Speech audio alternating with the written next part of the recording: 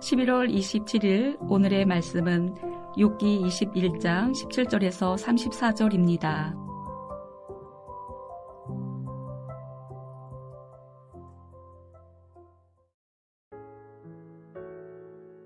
악인의 등불이 꺼짐과 재앙이 그들에게 닥침과 하나님이 진노하사 그들을 곤고하게 하심이 몇 번인가.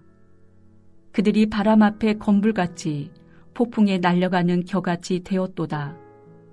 하나님은 그의 죄악을 그의 자손들을 위하여 쌓아두시며 그에게 갚으실 것을 알게 하시기를 원하노라. 자기의 멸망을 자기의 눈으로 보게 하며 전능자의 진노를 마시게 할 것이니라. 그의 달수가 다하면 자기 집에 대하여 무슨 관계가 있겠느냐. 그러나 하나님께서는 높은 자들을 심판하시나니 누가 능히 하나님께 지식을 가르치겠느냐.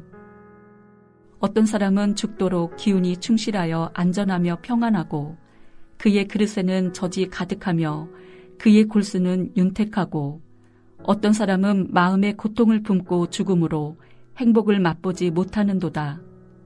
이 둘이 매 한 가지로 흙 속에 눕고 그들 위에 구더기가 덮이는구나. 내가 너희의 생각을 알고 너희가 나를 해하려는 속셈도 아노라.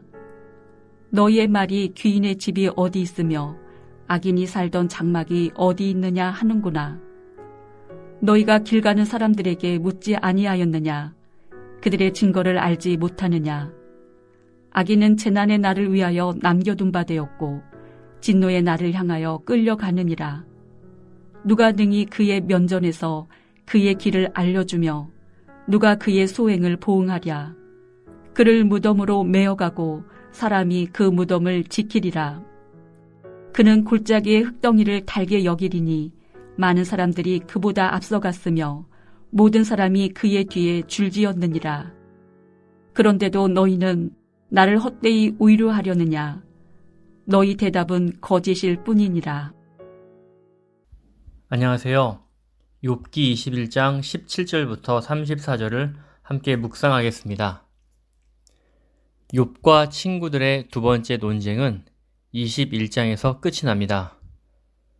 욥과 친구들의 논쟁의 핵심은 악한 자들은 그에 합당한 보응을 받는다는 것입니다. 소발이 바로 앞인 20장에서 한 말의 요점도 악한 자들은 즉각적이고 계속적인 슬픔을 당한다는 이야기였습니다.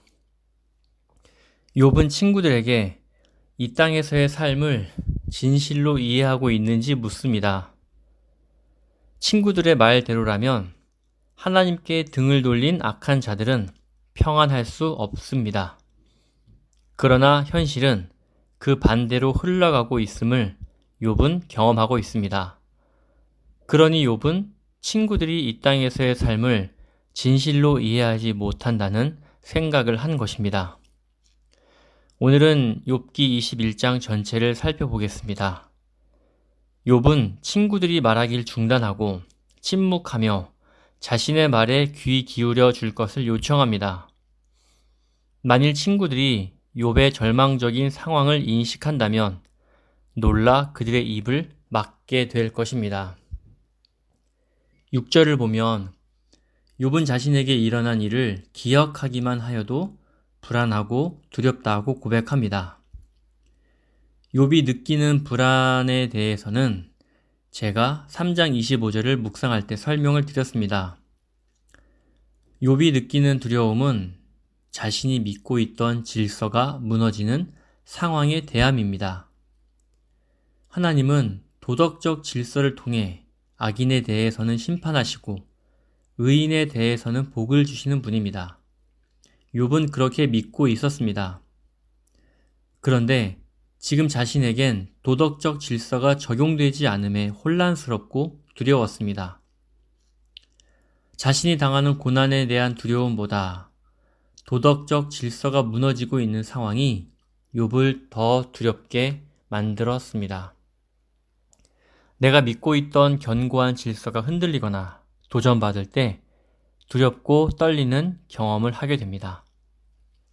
7절부터 33절까지 보상교리에 대한 욥의 거친 질문이 이어집니다. 소발은 20장 5절부터 11절에서 악인들이 일시적인 즐거움을 누릴 뿐이라고 말합니다. 욥은 이에 대해 반박합니다. 욥은 악인들이 잘 되고 그들의 자손들이 번성하는 것뿐만 아니라 친구들이 확신 있게 말하는 심판의 어떤 표시도 악인들에게 나타나지 않는 것 같다고 말합니다. 악인들은 하나님에 대해 공공연하게 무관심할 뿐 아니라 심지어 하나님께 도전하면서 자신들의 일을 추구합니다. 16절에서 욥은 진짜 하고 싶은 말을 합니다. 악인의 계획은 나에게서 멀구나. 지금까지 친구들은 욥의 고난을 악한 일에 대한 보응으로 판단했습니다. 욥은 악인들이 하는 행태를 고발하면서 자신은 악인들의 길과 다르다는 것을 선언합니다.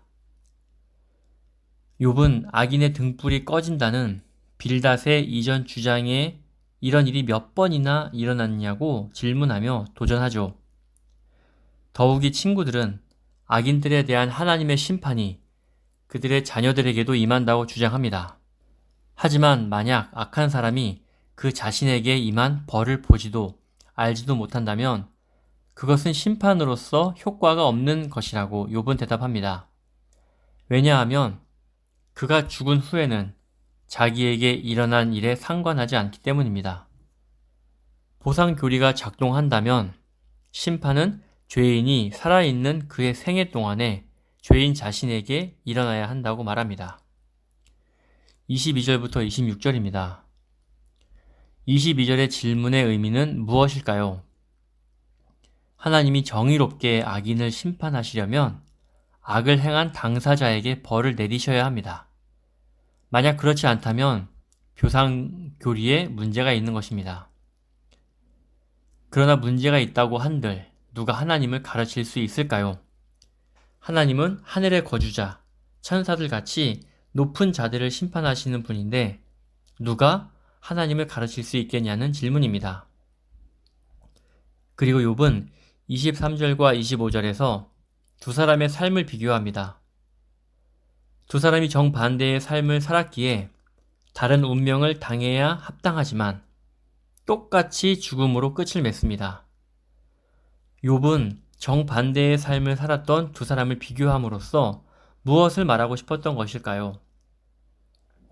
이 모든 것은 보상 교리를 따라서만 되는 것이 아니고 모든 것을 판단하시는 하나님의 뜻대로 되는 것임을 강조하기 위함입니다. 욥은 하나님의 심판은 인간의 지식을 넘어선다는 결론을 내릴 수밖에 없습니다. 이것은 친구들이 선포하는 엄격한 보상 교리만으로는 하나님께서 어떻게 행동하시는지를 설명하는 것은 부족하다는 것을 뜻합니다. 27절부터 34절입니다. 두 번의 대화 사이클이 끝나가는 중에 욥은 친구들의 판단을 공공연히 거부합니다. 어떤 사람의 상황이 반드시 축복이나 심판의 분명한 표지가 아니라는 주장에 덧붙여 욥은 추가적으로 경고합니다. 많은 사람들이 악한 사람에 대한 눈에 보이는 상황에 의해 속임을 당합니다. 욥이 보기에는 친구들이 인간 세상에서 일어나는 일을 잘못 해석하고 있을 뿐만 아니라 자신이 처한 상황을 잘못 이해하고 있습니다. 그래서 욥은 친구들의 위로를 헛되고 그릇된 것으로 보고 거부합니다. 친구들에 의해 위로받지도 못하고 설득당하지도 않은 욥은 그들의 말이 무가치하고 부정확하다는 것을 발견합니다. 오늘 묵상을 정리하겠습니다.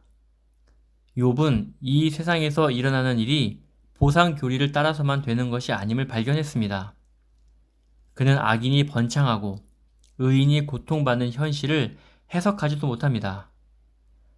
그러나 욥이 확신하는 한 가지는 이 모든 일이 모든 것을 판단하시는 하나님의 뜻 안에서 이루어지고 있다는 사실입니다. 욥이 하나님께 따지고 들지만 그는 결국 하나님을 배신하지 않습니다. 사탄은 욥의 소유물과 건강을 빼앗으면 분명히 하나님을 욕할 것이라 하였습니다. 그래서 하나님과 내기를 하지요. 그러나 욥은 하나님을 욕하지 않습니다. 자신에게 일어난 고난이 해석되지 않더라도 여전히 하나님의 뜻 안에서 이루어지고 있음을 신뢰했습니다.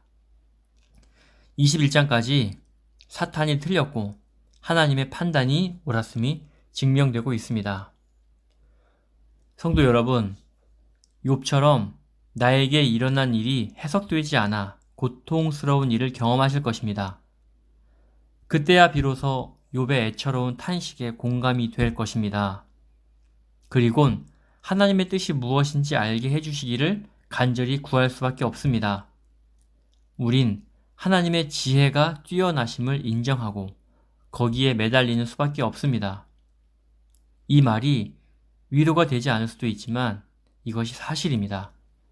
이 사실에 의지하여 하나님의 지혜를 인정하고 신뢰하는 하루 되시길 진심으로 소원합니다. 아멘.